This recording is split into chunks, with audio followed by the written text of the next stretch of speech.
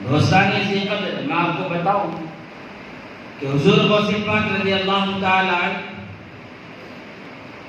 کے علاقے میں ایک گانا گانے والا رہتا تھا، کارکار سنگر، اس زمانے کا گانا گاتا تھا وہ،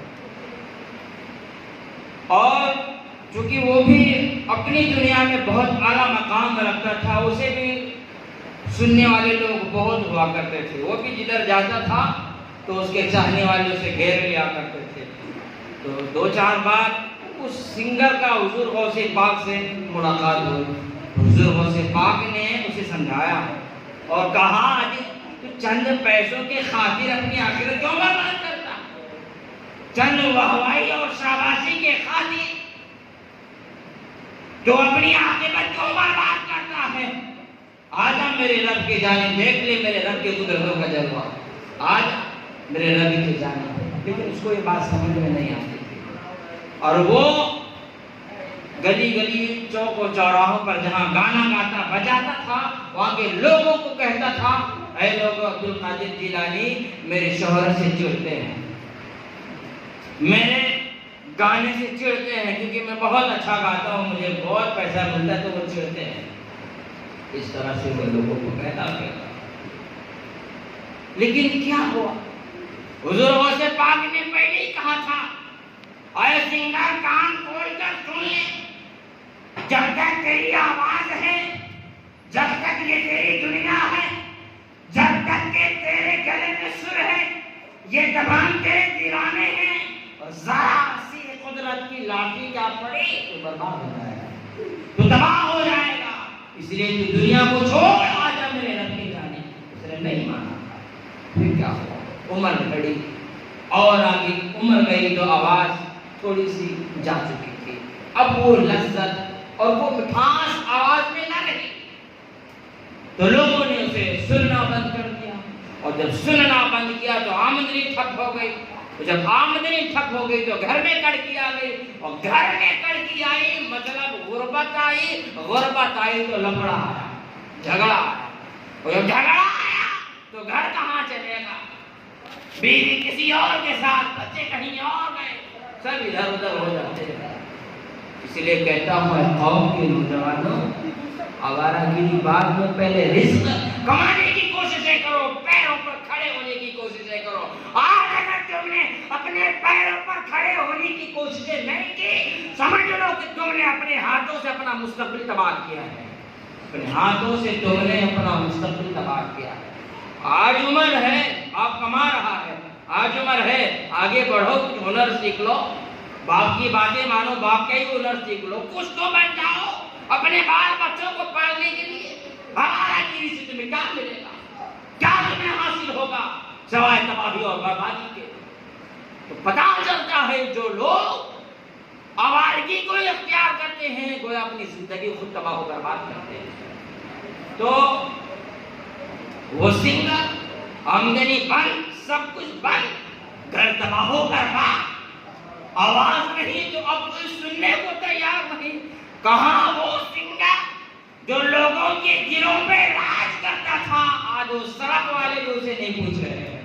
بھکاری کی نما گلی گلی پھرتا گھومتا، گلی گلی پھرتا گھومتا، اے اہل عقل نگاہیں اٹھا کر دیکھ لو، دنیا کی دولت کہاں تک ساتھ دیتی ہے، دنیا کی دولت اور دنیا کی محبت کہاں تک ساتھ دیتی ہے، تو ماتھے کی نگاہوں سے دیکھ لو، اور مجھ سے وعدہ کر لو، مجھ سے وعدہ کر لو، کاش کہ اگر تم نے یہی محبتیں مصطفیٰ کریم سے کی ہوتی، یہی محبتیں غوث اعظم سے کی ہوتی، تو غوث اعظم یا رسول پاک کوئی بھی تمہیں کہیں بھی اکیلا نہیں چھوڑا، بازی ہو، حشر کا میدان ہو، کہیں بھی ہو تمہیں تو طرح نہیں چھوڑتے۔ افسوس ہے کہ جہاں ہمیں اپنی زندگی، اپنی مرضی، اپنی چاہت، اپنی خواہشیں اللہ کے رسول کے نام کرنا تھا، وہی ہم عیاشوں بدماشوں کے نام کر بیٹھے ہیں۔ تباہی تو ہم نے اپنے ہاتھوں سے نہیں کر دی ہے، کیا ہے؟ اب وہ سنگر جو ہے گلی گلی پھرتا ہے، کوئی پوچھتا بھی نہیں، تو اس نے سوچا عمر بھی جا چکی ہے، میں پھرتا رہا تو برباد بھی ہو جاؤں گا، تو مجھے قبرستان میں نہ لا جائے۔ میں ایسا کرتا ہوں کہ قبرستان پہنچ جاتا ہوں، اور کوئی قبر کھودی رہی تو اسی میں بیٹھے رہتا ہوں، مر جاؤں گا تو وہی رہ جاؤں گا، کسی کو دیا آئے گی تو مٹی ڈال دے، ورنہ قبرستان تو پہنچ ہی جاؤں گا۔ وہ یہ سوچ کر قبرستان پہنچا اور قبرستان میں وہ اپنے دن گزارنے لگا۔ حضور غوث پاک رضی اللہ تعالیٰ عنہ کی وہاں سے گزر ہوئی، حضور غوث پاک کی گزر ہوئی۔ حضور غوث پاک نے اسے دیکھا تو آپ نے اسے پہچان لیا، آپ نے اسے پہچان لیا۔ اچھا آپ دیکھیں، جو بندہ برائیاں کرتا پھرتا تھا، غوث پاک کی شان یہ ہے کہ آپ اس سے بھی جلن نہیں رکھتے تھے، اس سے بھی حسد نہیں کرتے تھے، بلکہ اس سے بھی محبتیں کیا کرتے تھے، اس سے بھی محبتیں کیا کرتے تھے۔ ہماری عادتیں یہ ہیں کہ اگر تھوڑی تھوڑی بات لے کر اگر سگے بھائی سے کھٹپٹ ہو جائے تو جان مارنے کو تیار ہو جاتے ہیں۔ افسوس ہے کہ ہم کہاں آ کر پہنچے ہیں۔ کاش کہ ہم نے غوث پاک کی سیرت کو اپنایا ہوتا، غوث پاک کی دامن کو اپنایا ہوتا، تو آج ہم اپنے ہاتھوں سے اپنے بھائیوں کا حق نہیں مارتے، اپنے بھائیوں کا گلا نہیں کاٹتے تھے۔ غوث پاک کی ذات ہے، اپنے جو اپنے دشمن سے بھی محبت کر رہے ہیں، دشمن سے بھی محبت کر رہے ہیں، اور آپ چلے جاتے ہیں، دیکھ کر چلے جاتے ہیں اپنے خانقاہ میں، اور پھر وہاں سے اشرفیوں کی کچھ ٹھہری مرید کو لیتے ہیں، وہ کہتے ہیں جاؤ چلے جاؤ قبرستان میں بندہ آیا ہے اسے دے دینا، اور جب وہ پوچھے گا کہ میری مدد کس نے کی اور یہ تمام چیزیں کس نے مجھے دیا، تو تم اسے بتانا نہیں، چلے آنا۔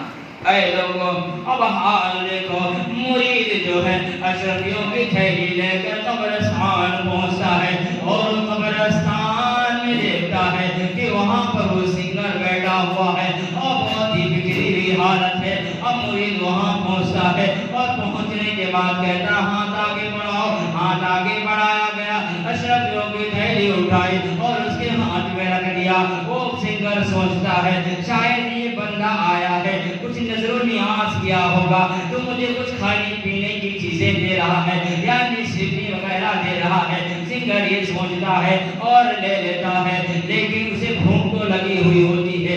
جب اسے کھولتا ہے تو کیا دیکھتا ہے، اس کے اندر لڈو اور جلیبی یا کھانے کی کوئی چیزیں نہیں ہوتی ہیں، بلکہ پوری تھیلی اشرفیوں سے بھری ہوئی ہوتی ہے۔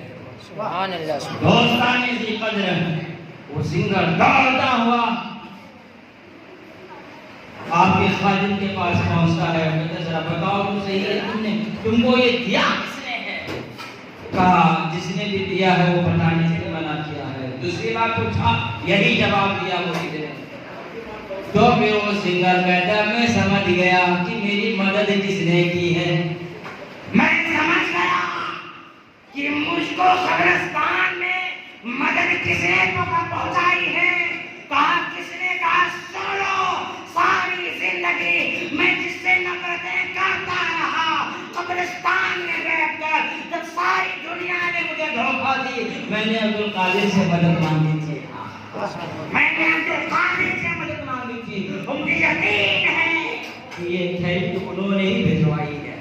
پھر کیا تھا، وہ سنگر تھیلی لیتا ہے، مرید کے پیچھے پیچھے چل لیتا ہے، اور آپ جو ہے اس وقت ایسی محفل لگی ہوئی ہوتی ہے، اللہ اس کے رسول کی باتیں کر رہے ہوتے ہیں۔ وہاں جب یہ بندہ پہنچتا ہے، غوث پاک کے زبان سے نکلے ہوئے الفاظ جب اس کے کان کے پردوں سے ٹکراتے ہیں، اس کے سینے کا کفر اور گناہ دھلتے جاتا دھلتے جاتا دھلتے جاتا، یہاں تک کہ اس کے تمام گناہ دھل جاتے ہیں، اور وہ بندہ مجلس کی اختتام میں آ کر آپ کے ہاتھ پر توبہ استغفار کرتا ہے، کلمہ پڑھ کر سچا مومن بنتا ہے۔ اے لوگوں، ساری باتیں بتانے کا مقصد یہ ہے، غوث پاک کی سیرت کی کرامتیں بتانے کا مقصد یہ ہے کہ ہم غوث پاک کی سیرت سے کچھ اپنے اندر سدھار لائیں، اپنے بچوں کے اندر کچھ سدھار لائیں، تبھی تقریروں کا کوئی نتیجہ ہے۔ ورنہ علماء آئیں گے، کرامتیں سنائے جائیں گے، مطلب نہ نکلے، مطلب تب نکلے جب تم غوث پاک کی سیرت سن کر، غوث پاک کی کرامت سن کر عمل کرو اور بچوں میں کچھ انقلاب قائم کرنے کی کوششیں کرو۔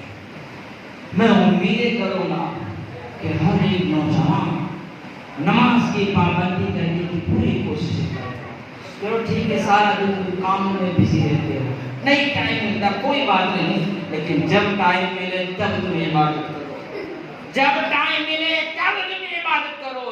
یقین جانو اللہ نے نماز میں وہ طاقت رکھی ہے، وہ پکڑ رکھی ہے کہ اگر تم ایک وقت 2 وقت کی نماز پڑھو گے تو مولا تمہیں 5 وقت کی نماز بنا دے گا۔ یہ نماز تم کو سیدھے راستے پر لے آئے گی، یہ نماز تم کو اللہ اس کے رسول کی رضا دلا دے گی۔ تو میں تمام سے کہوں گا پیارے بالخصوص نمازوں کی پابندی کریں، اور گھروں میں جو خواتین ہوتی ہے تو بالکل لاپرواہ ہوتی ہیں، برا بات کے معنی ہے لیکن حقیقت یہ بالکل لاپرواہ ہوتی ہیں، جبکہ بچوں کی پرورش انہی کے ہاتھوں میں ہے، بچوں کی تربیت انہی کے ہاتھوں میں ہے۔ یہ چاہے تو گھر جنت بنے، یہ چاہے تو گھر جہنم بنے، انہی کے ہاتھوں میں ہوتا ہے۔ یہ نماز پڑھیں گی تو بچے ان کو ہی دیکھ کر کچھ سیکھیں گے، جب قرآن پڑھیں گی تو بچے ان کو ہی دیکھ کر کچھ سیکھیں گے، یہ جب سنتوں پر عمل کریں گی تو بچے ان کو ہی دیکھ کر کچھ سنتیں اپنانے کی کوششیں کریں گے۔ اور جب ماں ہی بگڑی ہو تو اولاد سدھر جائے، یہ ناممکن نظر آتا ہے۔ یارو جب فصل جب کھیت ہی بنجر ہو تو فصل کی اچھائی کی امید کرنا بیوقوفی ثابت ہوتی ہے، بیوقوفی لگتی ہے۔ اس لیے میں کہوں گا پیارے گھر کی خواتین جو ہیں وہ بھی نمازوں کی پابندی کریں، آپ حضرات بھی نمازوں کی پابندی کریں، اور جہاں مدد ہو سکے بچوں کو دینی پیغام اور دینی تعلیم سے مالا مال کرائیں۔ وما علینا الا البلاغ۔ السلام علیکم۔ آپ حضرات